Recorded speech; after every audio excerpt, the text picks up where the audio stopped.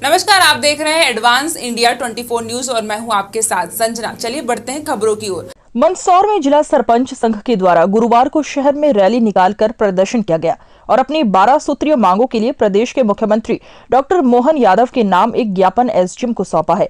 अपनी मांगों के लिए ज्ञापन सौंपने आए जिला सरपंच संघ के सरपंचों ने बताया कि ग्राम पंचायत में सरपंचों को जमीन स्तर पर पंचायत चलाने में कई तरह की परेशानियां आ रही है।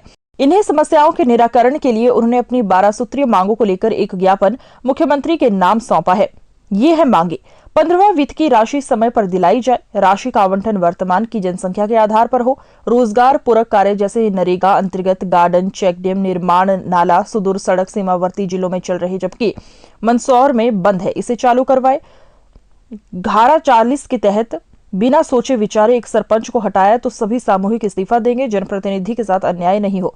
गांव में प्रशासन द्वारा टैक्स वसूली पखवाड़ा शुरू कर ग्रामीणों को टैक्स देने के लिए प्रोत्साहित करें। कुछ प्रतिष्ठित इंजीनियर जिले में ठेकेदारी कार्य करने लगे हैं, इन्हें रोका जाए।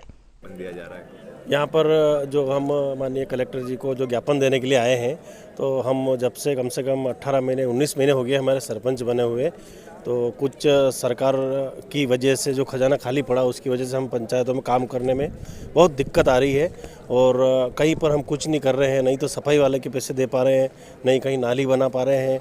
और अगर मान लो किस्त आती है तो ऐसी आती है कि वो जो पंचायत का जो खर्चा रहता है जो भी करने का, जैसे 15 अगस्त का है, जो भी विकास यात्रा का है, जो भारत विकसित यात्रा का, इसी में जो खर्च हो जाती है। तो इसलिए हम जो है बहुत परेशान हैं। इसलिए हम कलेक्टर साहब के यहाँ पर सारे सरपंच मिलकर के मंदसौर जिले के ज्ञापन देने के लिए आए हैं।